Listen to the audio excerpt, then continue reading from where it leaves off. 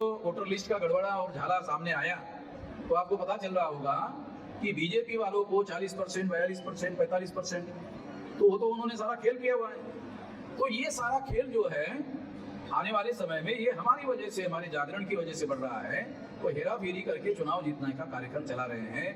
आने वाले समय में जन आंदोलन के द्वारा इसको रोक लगाई जा सकती है और जन आंदोलन के लिए हम लोगों को बॉटम लेवल का संगठन ज्यादा मजबूत करना होगा।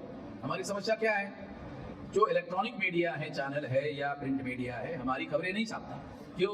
क्योंकि वो ब्राह्मण बनिया के नियंत्रण में है, इसलिए हमारी खबरें नहीं छापते। जिनकी खबरें छापते हैं हमारे में से समझ जाना चाहिए कि वो दलाल टाइप लोग होंगे, उनसे उनको खतरा नहीं होता है, वो अंदरूनी गुप्त रूप से उसके वीडियो हुए लेते हैं। तो ऐसे लोगों से भी हम लोगों को सावधान रहना चाहिए जो ब्राह्मण बनिया प्रचार माध्यमों में खबरें छापते हैं।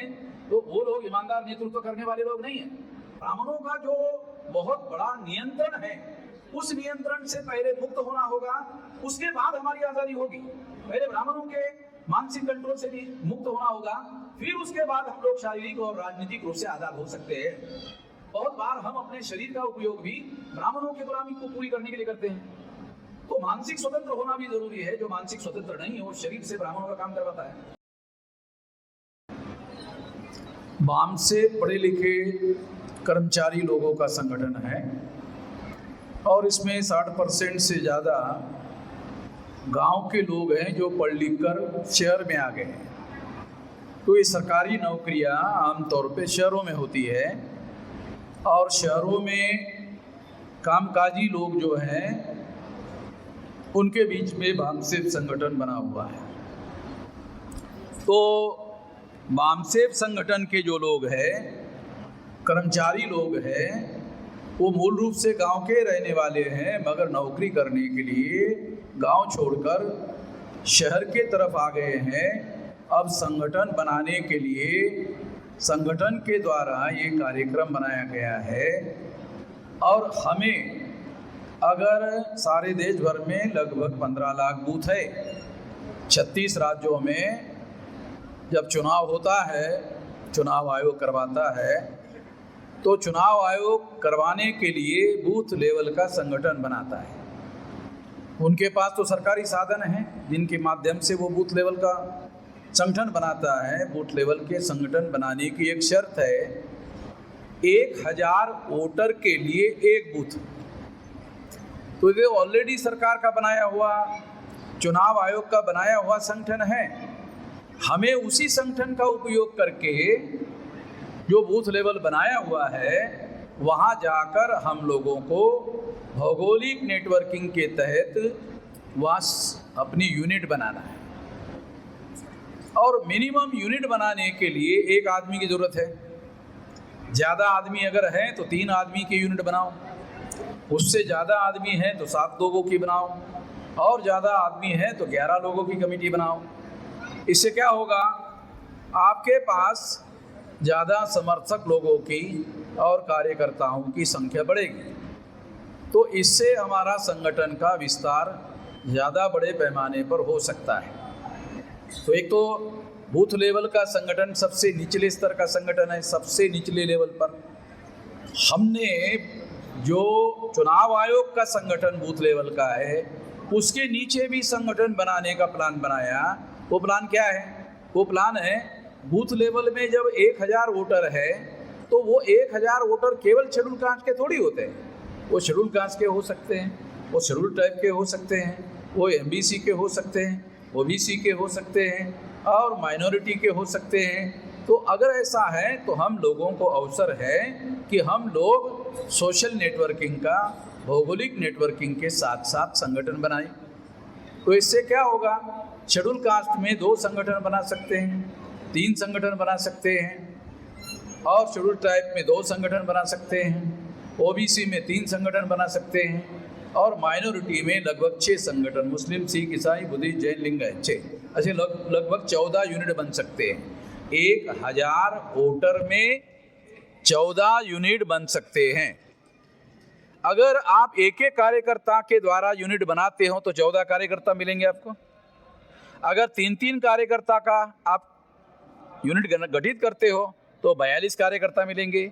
उसी अनुपात में अगर संख्या आप बढ़ा देते हो तो कार्यकर्ताओं की संख्या बढ़ जाएगी। इससे फायदा क्या होगा? इससे फायदा ये संगठन एक जाति का नहीं बनेगा।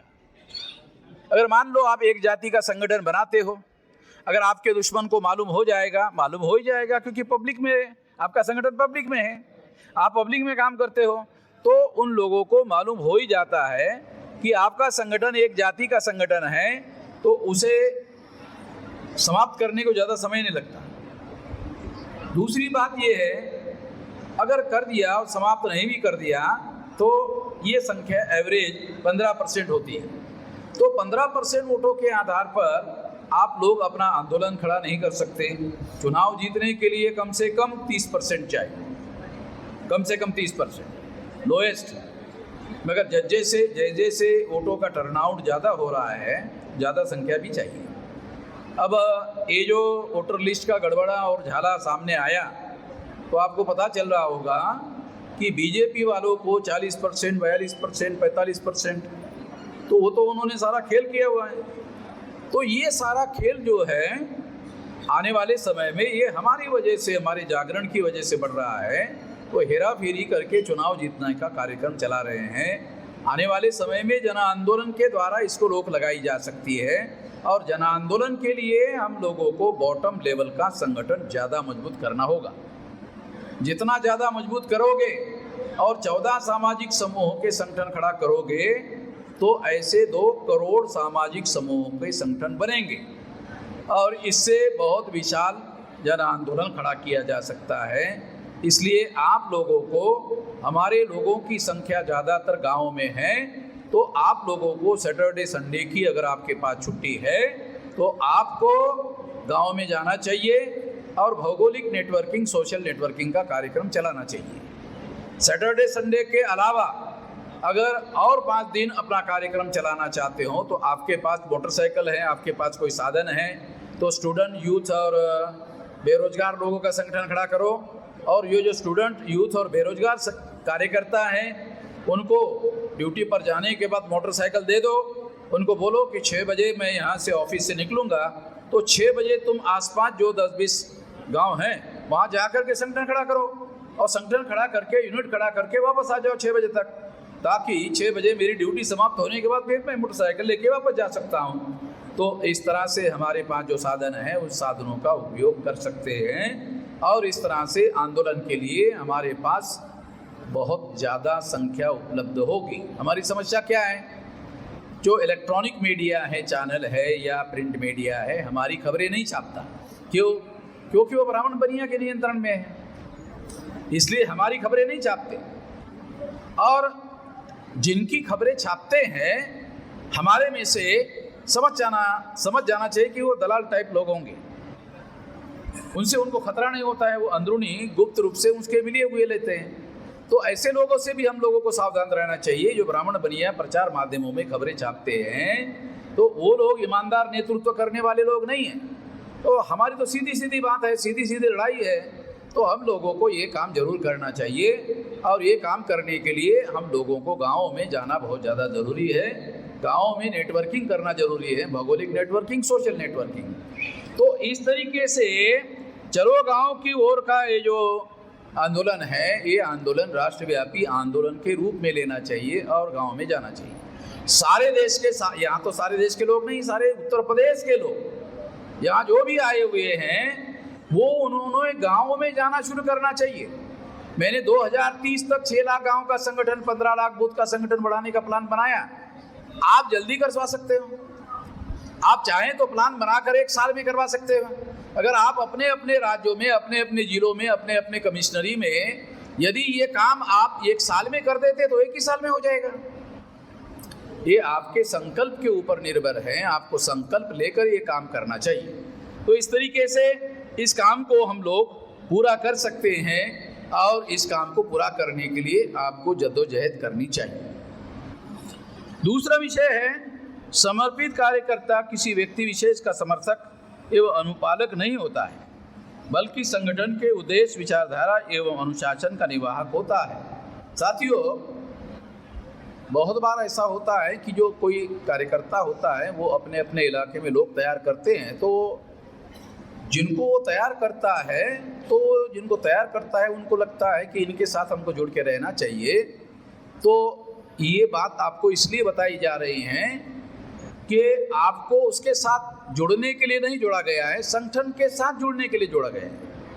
तो आपको संगठन के साथ जुड़ना चाहिए, व्यक्ति के साथ नहीं जुड़ना चाहिए, क्योंकि जो व्यक्ति है वो आ रहा है फिर जा भी रहा है, ऐसा भी हो सकता है। अगर उसने लाया, आप उसके साथ जुड़े हैं, वो चला गया, उसके साथ आप भी चले जाओगे, तो फिर तो कोई मतलब नहीं बनेगा। इसका मतलब है आपने संगठन के उद्देश्य विचारधारा के साथ जुड़कर संगठन के साथ जुड़ने का काम नहीं किया है, तो खामखा अपनी बुद्धि, पैसा, हुनर, समय, श्रम बर्बाद चला जाएगा। ये होना नहीं चाहिए, ये खबरदारी आपको लेना चाहिए। और उद्देश्य और विचारधारा छोड़कर किसी व्यक्ति विशेष के साथ जुड़ने का जो विचार है, ये भ्रष्ट आचरण है। ये भ्रष्ट आचरण से कार्यकर्ता को बचना चाहिए। और ऐसा आचरण आप उद्देश्य के प्रति समर्पित है ऐसा भी नहीं कहा जा सकता। जो व्यक्ति के प्रति ईमानदार है वो संगठन के प्रति ईमानदार रहेगा, उद्देश्य और विचारधारा के प्रति ईमानदार रहेगा, ऐसा नहीं माना जा सकता। तो इसलिए एक खबरदारी भी लेना जरूरी है। तीसरा, बूथ लेवल तक सहयोगी संगठनों का नेटवर्क तैयार करना, ये राष्ट्रव्यापी आंदोलन की पूर्व शर्त है। साथियों, बूथ लेवल का संगठन खड़ा करने की बातें आपको बताई जा रही है,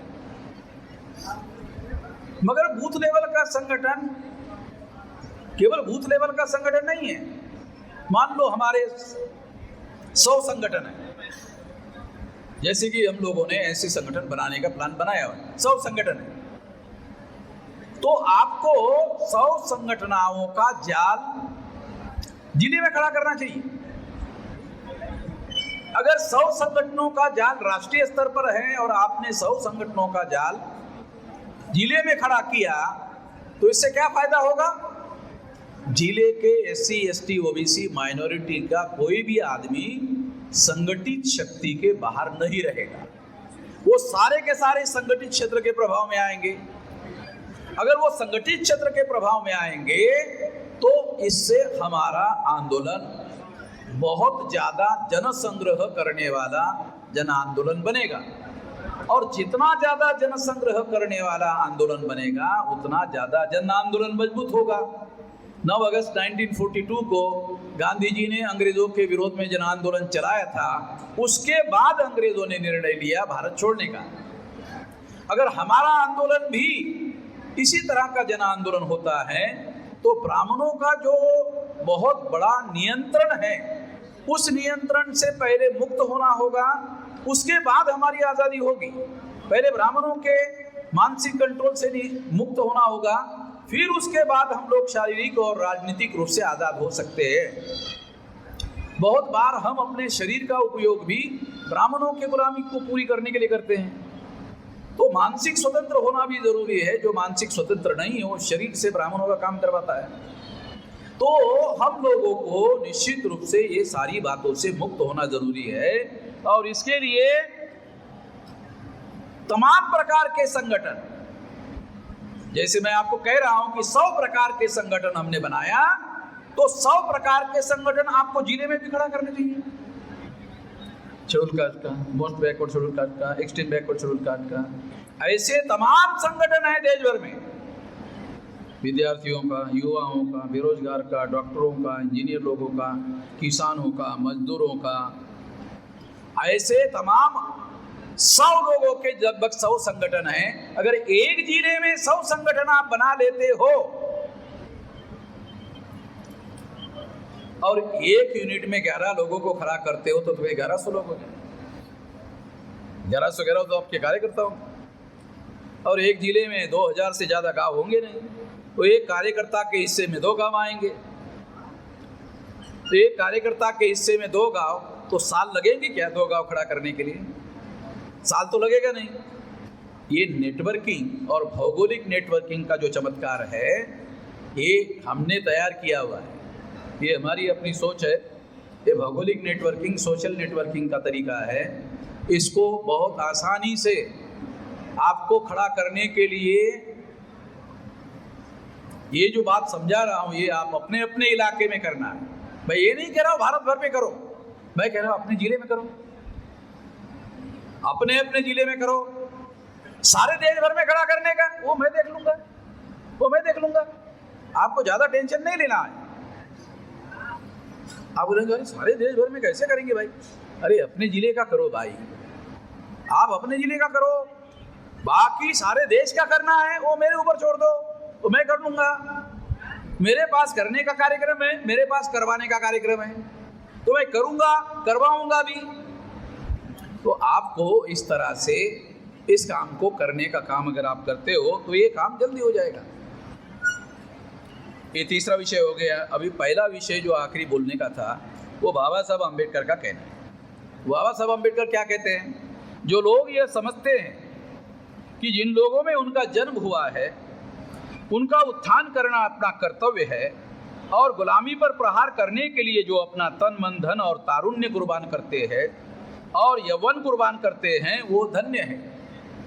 तो बाबा साहब अम्बेडकर ऐसे व्यक्ति को जो ऐसा काम करेंगे उनको कहते हैं ऐसे लोग धन्य हैं। तो अगर आप लोग बाबा साहब अम्बेडकर की प्रशंसा का पात्र बनना चाहते हैं, धन्य बनना चाहते हैं, और बाबा साहब अम्बेडकर का ये जो सेंटेंस है ये आप पूरा करना चाहते हो तो अपने ऊपर लागू कर दो, ये काम करो जैसा अभी 3 मुद्दों में बताया, काम करो। तो आप अपने घर में ये बाबा साहब अम्बेडकर का कोटेशन जो है कैलेंडर बना के अपने घर में छापो, लगाओ। जब कोई आएगा और उसको बैठक रूम में रखो, और जब बैठक रूम में किसी को चाय पिलाओगे तो चाय पिलाते पिलाते उसकी नज़र वहाँ पड़नी चाहिए, इस तरह से रखो ताकि उसको अगर मालूम नहीं है तो उसको भी मालूम हो जाए। तो ये भी एक प्रचार करने का तंत्र है, इससे प्रचार प्रसार होगा। हम लोग प्रचार प्रसार पर ज़्यादा ध्यान देते नहीं हैं, केवल मौखिक प्रचार पर ध्यान देते हैं। तो अपने इलाके में दीवारों पर लिखना शुरू करो। पेंटिंग करने का काम पहले हम बहुत ज़्यादा करते हैं, पेंटिंग करो, दीवारों पर लिखो, बैनर लिखो। जब बड़े बड़े कार्यक्रम होते हैं तो इस तरह के बड़े बड़े बैनर प्रत्येक जिले में, प्रत्येक तहसील के अंदर इसको रखो। अगर ऐसा आप रखते हो तो जो अखबार आपकी खबरें नहीं छापता है इससे प्रचार ज़्यादा होगा, और प्रचार ज़्यादा होगा उससे प्रचार कहाँ होगा? जो लोग आपके संगठन के दायरे के बाहर हैं उनको मालूम होगा। तो आपके संगठन के दायरे के बाहर जो SC ST OBC माइनॉरिटी के लोग हैं उनको भी मालूम होना जरूरी है कि आप क्या काम कर रहे हो। अगर उनको मालूम नहीं होगा तो आपका आंदोलन जन आंदोलन होने के लिए ज़्यादा लंबा समय लगेगा। अगर शॉर्ट समय में ये आंदोलन करना चाहते हो तो आपको इस तरह से तरीके अपनाने चाहिए। साथियों, शॉर्ट में इसी मौके पर मैं इतना ही कहना चाहता हूँ, बहुत लंबी बात मैं नहीं कहना चाहता हूँ। 5:50 हो गए हैं और कुछ कर्मकांड संचालन करने वाले लोगों के लिए भी कर्मकांड पूरा करने के लिए 5-10 मिनट लगेंगे। तो इसके लिए मैंने 10 मिनट का समय उनके लिए छोड़ दिया है ताकि आखिरी जो कर्मकांड होता है तो उसके लिए वो लोग इसका समय का उपयोग करेंगे ताकि आप लोगों को जाने के लिए ज़्यादा दिक्कत ना हो। धन्यवाद।